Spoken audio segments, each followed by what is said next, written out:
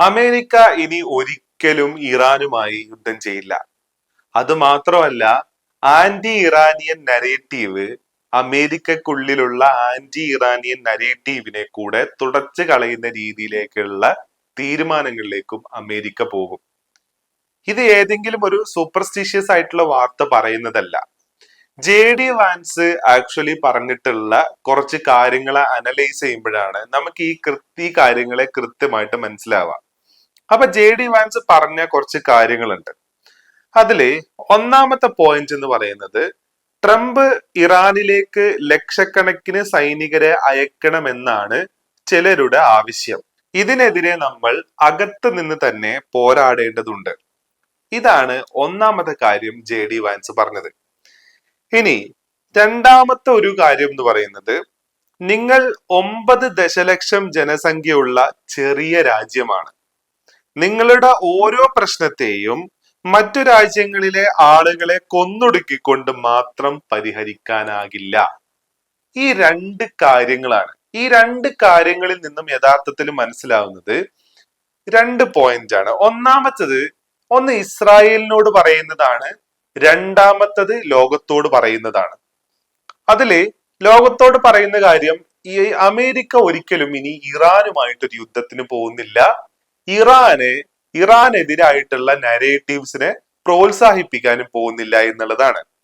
അപ്പോ Iran against ആയിട്ടുള്ള anti Iranian narrative ഏറ്റവും കൂടുതൽ നിലനിൽക്കുന്ന സ്ഥലം എന്ന് പറയുന്നത് അമേരിക്കയാണ്.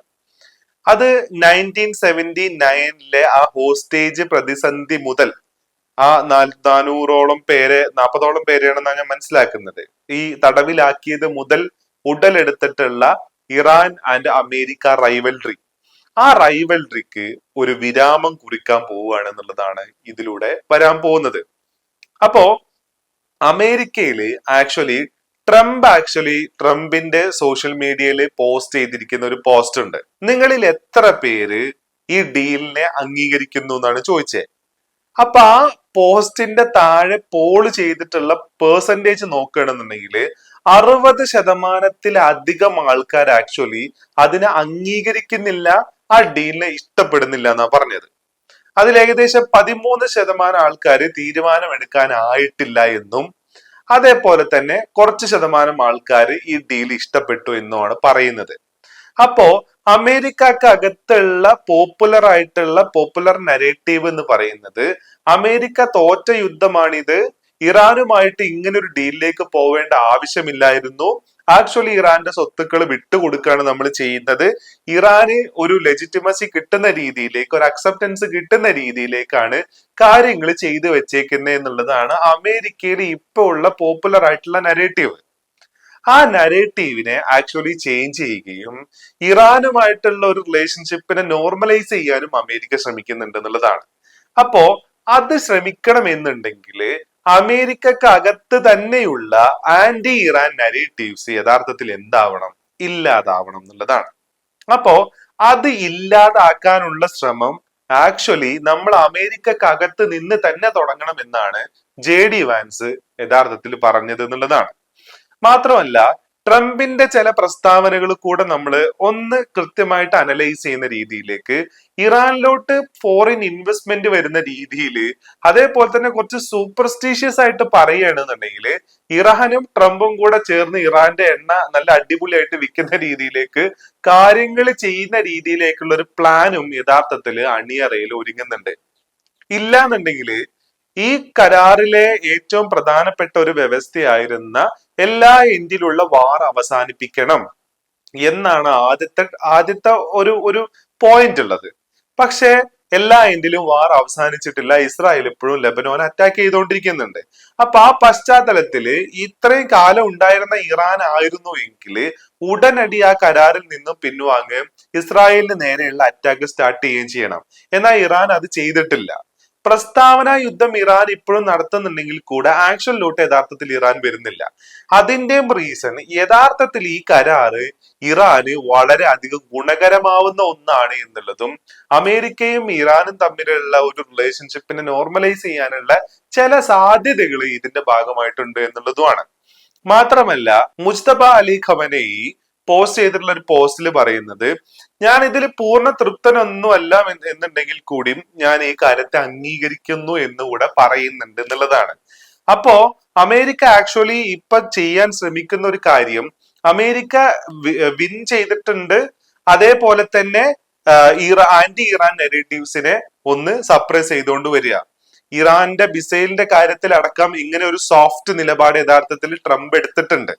മറ്റുള്ള രാജ്യങ്ങളും ഭാഗമുള്ള രാജ്യങ്ങളൊക്കെ മിസൈൽ ഉപയോഗിക്കുന്ന സമയത്ത് എന്തിനാണ് ഇറാൻ ഉപയോഗിക്കാൻ പാടില്ല എന്ന് പറയുന്നത്? അത് അനീതിയാണ് എന്നുള്ള നിലയ്ക്ക് വരെ ഈ പറയുന്ന ട്രംപ് യഥാർത്ഥത്തിൽ കാര്യങ്ങൾ പറഞ്ഞു വെച്ചിട്ടുണ്ട്.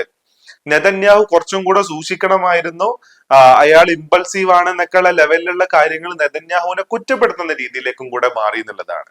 അപ്പോഴാണ് ഈ കാര്യം നമുക്ക് മനസ്സിലാവുന്നത്, ഇനി അമേരിക്ക ഇറാനുമായിട്ട് ഒരു നേരിട്ടൊരു കോമ്പാക്റ്റിന് റെഡി ആവാനുള്ള സാധ്യത വളരെ കുറവാണ് എന്നുള്ളതാണ്.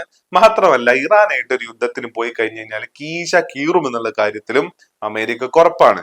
ഇനി അടുത്ത പോയിന്റ്, നിങ്ങൾ 9 ദശലക്ഷം ജനസംഖ്യയുള്ള ചെറിയ രാജ്യമാണ്. നിങ്ങളുടെ എല്ലാ പ്രശ്നങ്ങൾക്കും മറ്റുള്ളവരെ കൊന്നുകൊണ്ട് നിങ്ങൾക്ക് പരിഹാരം ഉണ്ടാക്കാൻ പറ്റില്ല. ഇസ്രായേലിനെ ഇന്നേ വരെ ഒരു അമേരിക്കൻ പ്രസിഡന്റോ ഒരു വൈസ് പ്രസിഡന്റോ ഈ രീതിയിൽ എന്ത് ചെയ്തിട്ടില്ല, ക്രിട്ടിസൈസ് ചെയ്തിട്ടില്ല. അതായത് ഇസ്രായേൽ എന്ത് കൊള്ളരുതായ്മ ലോകത്ത് കാണിക്കുമ്പോഴും, ഇറാനും അമേരിക്കയും തമ്മിൽ ആക്റ്റീവ് ആയിട്ടുള്ള വാർ ഇല്ലാത്ത സമയത്ത് പോലും ഇറാനെ കയറി ആക്രമിച്ച ഇസ്രായേൽ, സിറിയയിൽ പോയി ബോംബിട്ട ഇസ്രായേൽ, ഇറാഖിനും പോയി ആക്രമിച്ച ഇസ്രായേൽ, ലബനോനിന് നേരെ ആക്രമണം നടത്തിയിട്ടുള്ള ഇസ്രായേൽ, ഏകദേശം 10-40,000 ആൾക്കാരെ ഗസയിൽ കൊന്നു തള്ളിയ ഇസ്രായേൽ, ഇത്ര അധികം കാര്യങ്ങൾ നടക്കുന്ന സമയത്ത് പോലും അമേരിക്ക ഇസ്രായേലിനെ കുറ്റപ്പെടുത്തിയിട്ടില്ല. ഇസ്രായേലിനെതിരായിട്ട് വരുന്ന ഒരു ഒറ്റ UN സെക്യൂരിറ്റി കൗൺസിലിൽ വന്നിട്ടുള്ള ഒരു ഒറ്റ പ്രമേയത്തിനെ പോലും അമേരിക്ക വീറ്റോ ചെയ്യാതിരുന്നിട്ടുമില്ല. അപ്പൊ ആ സാഹചര്യത്തിലാണ് ഇത്തരത്തില് കാര്യങ്ങൾ JD വാൻസ് പറയുന്നേ. അമേരിക്ക ഇല്ലായിരുന്നു എങ്കിൽ നിങ്ങൾ നിലനിൽക്കില്ലായിരുന്നു, ഞങ്ങളുടെ പൗരന്മാര് കൊടുക്കുന്ന ടാക്സിന്റെ 2/3 ഭാഗവും നിങ്ങൾക്കാണ് തരുന്നേ, നിങ്ങൾക്കുള്ള ആയുധങ്ങൾ നിർമ്മിക്കാൻ വേണ്ടിയിട്ടാണ് ഞങ്ങൾ ചെലവഴിക്കുന്നേ, നിങ്ങളോട് സോഫ്റ്റ് കോർണർ ഉള്ള ഒരു ഇത്രയും പവർഫുൾ ആയിട്ടുള്ള ഒരു രാജ്യത്തിന്റെ പ്രസിഡന്റ് വേറെ ഉണ്ടായിരിക്കത്തില്ല എന്ന കടന്ന വർത്താനം വരെ ആര് പറഞ്ഞിട്ടുണ്ട്? ഈ പറയുന്ന JD വാൻസ് പറഞ്ഞിട്ടുണ്ട്.